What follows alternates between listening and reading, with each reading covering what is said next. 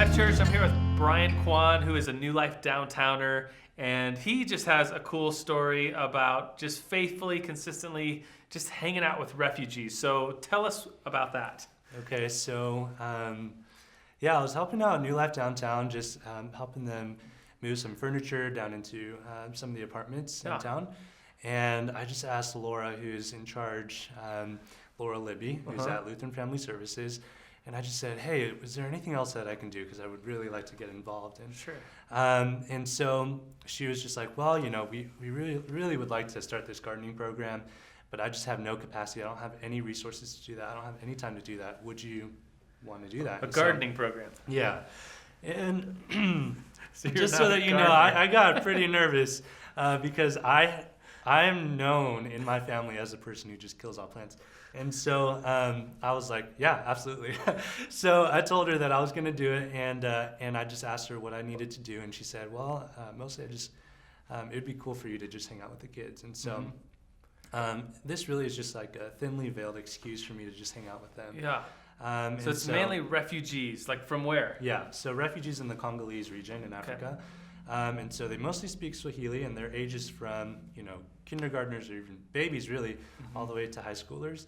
And so it's really neat because then I get to just stick way too many kids into my car. Maybe I shouldn't say that. To stick way too many kids into my car, and we drive over to the garden, and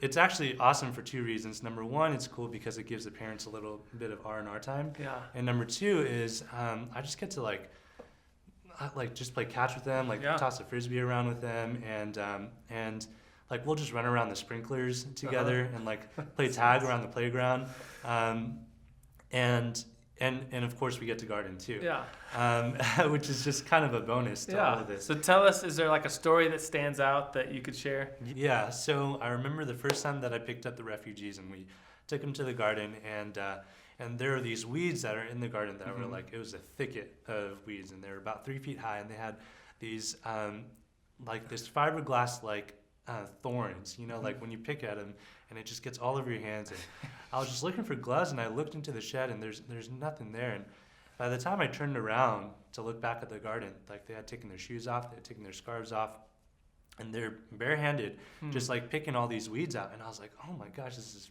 really incredible. Yeah. And I was like, I'm a climber. I've got calluses on my hands, and so I could do this too. I could follow their lead, and so I go in and reach for them and start picking them out too. Except that didn't happen. I picked for one, and I just got all these thorns in my hands, and I was like, oh man, this sucks. This really sucks. Yeah. So I started picking them out, and by the time I picked all of them out, the weeds were cleared.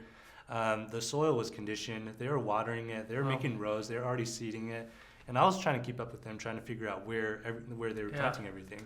And so now we've got zucchini, we've got kale, we've got lettuce, we've got arugula, we've got kohlrabi, turnips, all sorts of stuff in there. And we had our first harvest about a month ago. Really cool. Well, I praise God for you and just faithfully serving this people and their kids that are refugees here in our country.